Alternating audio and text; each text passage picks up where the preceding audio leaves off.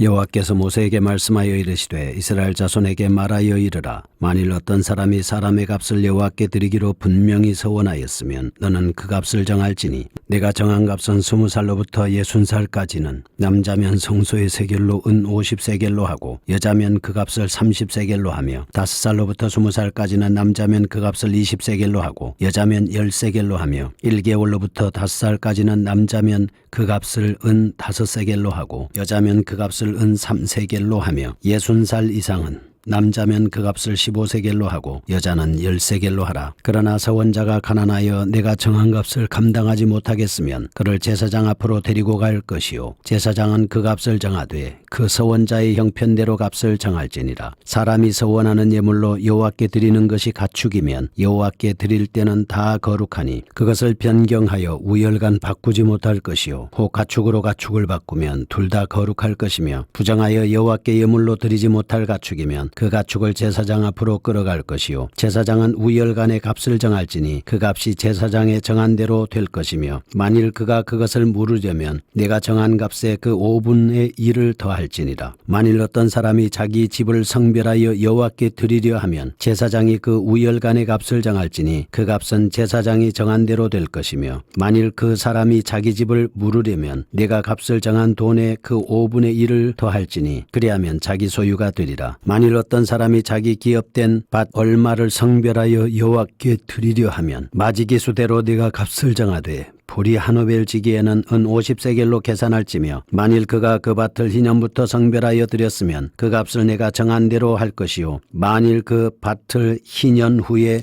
성별하여 드렸으면 제사장이 다음 희년까지 남은 연수를 따라 그 값을 계산하고 정한 값에서 그 값에 상당하게 감할 것이며 만일 밭을 성별하여 드린 자가 그것을 물으려면 내가 값을 정한 돈의 그 5분의 1을 더할지니 그리하면 그것이 자기 소유가 될 것이요 만일 그가 그 밭을 물으지 아니하려거나 타인에게 팔았으면 다시는 물으지 못하고 희년이 되어서 그 밭이 돌아오게 될 때에는 여호와께 바친 성물이 되어 영령이 드린 땅과 같이 제사장의 기업이 될 것이며 만일 사람에게 샀고 자기 기업이 아는 밭을 여호와께 성별하여 드렸으면 나는 값을 정하고 제사장은 그를 위하여 희년까지 계산하고 그는 내가 값을 정한 돈을 그날에 여호와께 드려 성물로 삼을지며 그가 판 밭은 희년에 그 판 사람 곧 그 땅의 원주인에게로 되돌아갈지니라. 또 내가 정한 모든 값은 성소의 세겔로 하되 20게라를 한 세겔로 할지니라. 오직 가축 중에 처음 난 것은 여호와께 드릴 첫 것이라.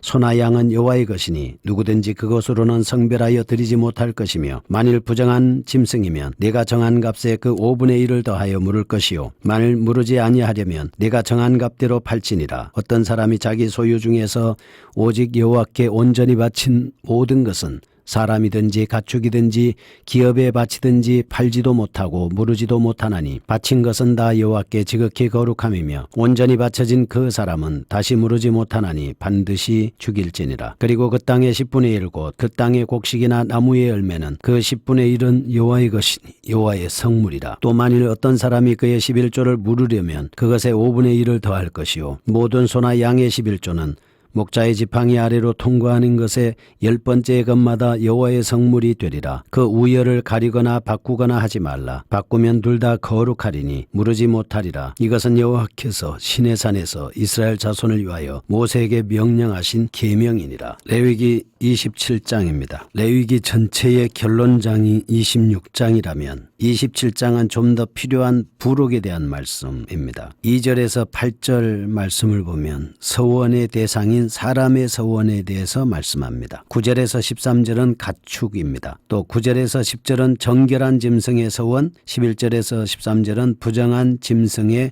서원에 대한 말씀입니다. 14절에서 15절은 가옥의 봉헌에 대한 말씀이고 16절에서 25절은 토지의 봉헌에 대한 말씀입니다. 25절에서 33절은 서원의 다양한 규례입니다. 25절은 정가의 기준이고 26, 27절은 첫 새끼의 규정, 28, 29절은 금지법, 30에서 33절은 11조에 대한 규례가 나오고 있습니다. 34절은 결론의 말씀입니다. 이렇게 27장 말씀을 나누어서 구분해서 볼 수가 있겠습니다. 서원은 하나님께 바치겠다는 자원적인 봉헌의 행위입니다. 자기가 자원적으로 하나님 앞에 바치겠다라고 하는 것입니다. 첫째는 서원자와 하나님 사이에 밀접한 교통이 이루어집니다. 이로 인해서 서원자는 항상 은혜로 덧입혀 주시는 하나님께 감사하는 삶을 살게 되는 것입니다. 둘째는 서원의 관계에서 나오는 속전을 하나님께 드림으로써 성소 유지를 위한 재정, 제사장들의 생계에 대한 도움, 이런 것들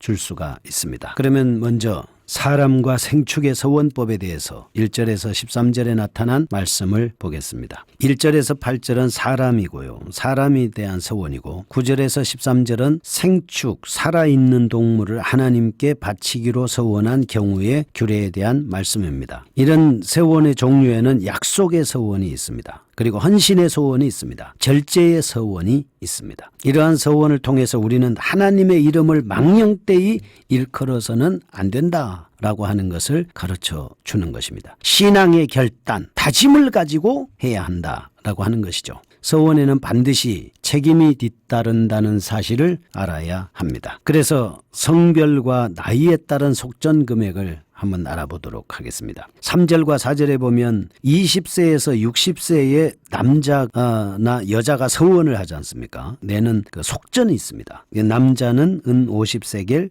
여자는 은 30세겔. 그 다음에 5절 보면 5세에서 20세까지 남자는 은 20세겔, 여자는 은 10세겔. 그 다음에 1개월에서 5세까지의 6절에 나오는 남자는 은 5세겔, 여자는 은 3세겔. 그러면 이제 그 이상은 7절에 보면 남자는 15세겔, 여자는 은 10세겔. 극빈자는 제사장의 판단 여하에 따라서 결정되게 됐습니다. 그러면 이런 서원의 경우에 대한 무슨 의미가 있지 않겠습니까? 이런 서원을 통해서 우리에게 주시고자 하는 그 반드시 교훈이 있습니다. 첫째가 뭐냐? 하나님께 서원하는 자는 자신의 능력에 따라서 알맞게 서원해야 됩니다. 분수를 모르고 지나치게 하고 난 후에 문제가 생기는 것도 주의해야 되고, 충분한 재물이 있음에도 불구하고 인색해서 수준 이하의 헌금을 한다면 그건 또 탐욕의 결과죠. 각자의 능력에 맞게 해야 하고 인색함으로나 억지로 하지 말아라. 고린도후서 9장 7절에서 말씀을 하고 있습니다. 그러니까 가지고 있는 소유의 정도에 따라서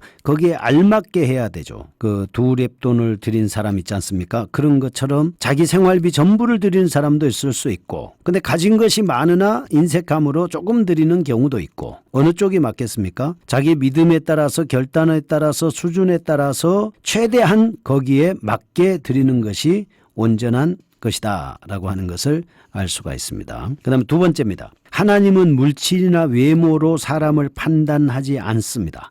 그러니까 그 사람이 뭘 많이 드린다, 아니면 많이 가지고 있다, 아니면 외모가 좀 뛰어나다, 뭐 이런 것 가지고 하나님 판단하지 않습니다. 왜냐하면 다윗 왕을 세울 때도 사무엘이 2세의 아들 첫째, 둘째, 셋째를 보니까 잘생겼거든요. 그러니까 하나님께서 뭐라고 말씀하시냐면 나는 외모를 보지 않고 사람의 중심을 본다, 이렇게 말씀을 하셨거든요. 그래서 우리도 사람을 볼 때 외모를 보는 것이 아니라 마음을 보고 인간 됨됨이를 보고 믿음을 보고 이렇게 하면 좋겠습니다. 그 다음에 이 서원에 있어서 이 하나님께서는 액수의 많고 적음을 보는 것이 아니라 헌신자의 사심이 없는 경외심과 그것을 삶 속에서 실천할 수 있는 믿음의 태도를 보신다 하는 것입니다. 그 다음에 셋째, 제사장에게 임한 하나님의 권위와 그분의 뜻에 완전히 복종하는 헌납자의 아름다운 순종의 모습을 통해서 나타나는 하나님의 권위를 인식하고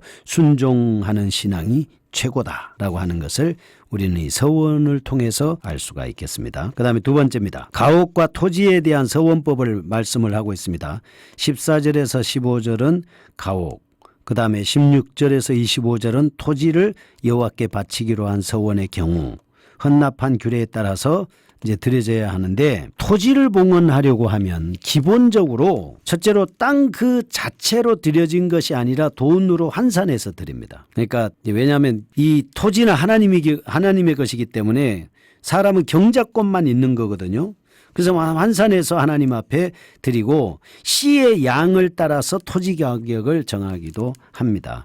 그다음 두 번째, 토지를 무르기로 한 서원한 자 있죠. 그 유대인의 토지 거래법에 따라서 책정된 토지 금액의 5분의 1을 더해서 자기가 물으려면 지불을 해야 됩니다. 그다음에 세 번째, 서원물로 바친 토지를 타인에게 팔았다. 희년이 되지 않습니까? 서원자의 소유가 되지 않고 제사장의 기업으로 영원히 귀속됐습니다. 20절에서 21절 말씀이거든요. 네 번째입니다. 남의 토지를 사서 서원물로 바쳤을 경우에 서원자는 그 토지의 가격에 해당되는 금액을 일시불로 바쳐야 됩니다. 토지는 희년이 될 때 원래의 주인에게 되돌려 주었습니다. 서원을 무리로 할 때는 5분의 1을 더해서 지불을 했습니다. 그러면 이 서원자에 대해서 5분의 1을 물리는 것은 그 뭐냐? 하나님에게 약속한 것은 철저히 지켜야 한다 하는 그 질서거든요. 그래서 경솔한 자세를 경계하고 철저한 겸손한 순종의 자세를 요구하신다. 그다음 또 하나는 약속은 결코 파기하지 않으시는 하나님이시다 하는 것을 알 수가 있습니다. 그다음에 초태생의 생축과 헌물 11조에 관한 규례를 말씀하고 있습니다. 여호와께 서원물로 바칠 수 없는 규례가 있는데 26, 27절에 초태생의 생축, 28절에서 29절에 나오는 여호와께 바쳐진 물건이 생축, 사람, 토지, 30에서 34절에 나오는 11조 등입니다. 여기서 아주 바쳐졌다는 말은 단순한 서원이나 헌신과는 달리 희생제물로 드려지거나 죽기로 작정된 것을 의미합니다. 따라서 사람의 경우에 완전히 바쳐진다는 말은 반드시 죽어야만 했다라고 하는 겁니다. 일단 하나님께 바쳐진 서원물은 다시 이렇게 쓸 수가 없습니다. 그 다음에 하나님께서는 질서의 하나님이십니다. 첫째, 하나님께 섬기는 모든 행위는 온전한 질서를 따라서 행해져야 된다 하는 것입니다. 두 번째는 하나님으로부터나 사람들에게서도 칭찬을 받을 수 있는 성도의 삶이 되어야 한다 하는 겁니다.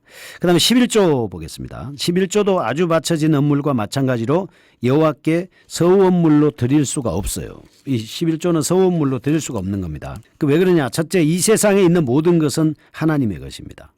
11조는 우리의 것을 드리는 것이 아니라 하나님의 것을 받아서 하나님께 10분의 1을 드리는 거잖아요. 그다음 둘째, 우리는 하나님께 드릴 자격을 갖지 못합니다. 하지만 하나님의 은혜로 우리가 하나님께 드릴 수가 있고, 세 번째는 11조는 우리가 하나님께 드리는 봉사행위가 아니고 하나님의 것을 하나님께 드리는 절대 책임이며 신성한 의무를 이행하는 것입니다. 그래서 마지막으로 11조에 대해서 한번 알아보고 마칩니다.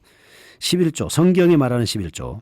첫째는 11조법은 모세 시대 이전에도 있었고, 그리고 둘째는 모세 율법을 이렇게 들 수가 있습니다. 셋째는 히스기야가 개혁을 했습니다. 네 번째는 바벨론 포로 시대 이후에도 느헤미야는 11조에 대해서 뚜렷하게 알려주었습니다. 다섯째는 선지자들이 교훈하고 있고, 여섯째는 예수님께서 말씀하셨습니다. 일곱째는 신약 성경이 이렇게 가르쳐주고 있는 겁니다. 오늘 27장 34절 보고 마칩니다. 이것은 여호와께서 시내산에서 이스라엘 자손을 위하여 모세에게 명령하신 계명이니라. 아멘. 하나님, 레위기를 통해서 하나님의 법을 우리가 그동안 쭉 듣고 깨달을 수 있게 하시니 감사합니다. 하나님의 법들을 따라 신앙생활, 하나님을 기쁘게 하는 믿음의 생활 하게 하여 주옵소서. 예수님의 이름으로 기도합니다. 아멘.